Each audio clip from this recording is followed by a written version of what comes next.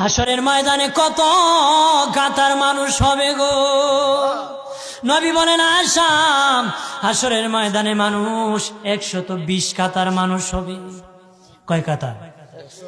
আয়েশা রে, হাসরের ময়দানে 120 কাতার মানুষ হবে। আয়েশা সিদ্দিকা বলেন ইয়া রাসূলুল্লাহ, ইয়া রাসূলুল্লাহ, আমি জানতে চাই আপনার রাসূলুল্লাহর উম্মত কত কাতার হবে? নবী বলেন আয়েশা, আমি রাসূলুল্লাহর উম্মত একাই 80 কাতার হবে। আয়েশা বললেন ইয়া রাসূলুল্লাহ, দিনের নবীজি 80 কাতার দিয়ে আপনার উম্মত হবে, আপনার উম্মতকে কেমনে আপনি চিনবেন?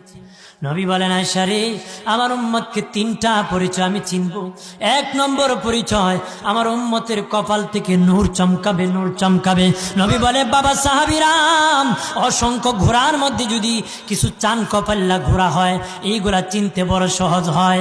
চান কপাল্লা ঘোড়া চিনতে বড় সহজ হয়। হাসরের ময়দানে আমার 1 প্রকার উম্মত চান কপাল্লা হবে, কপাল থেকে নূর চমকাবে, নূর চমকাবে।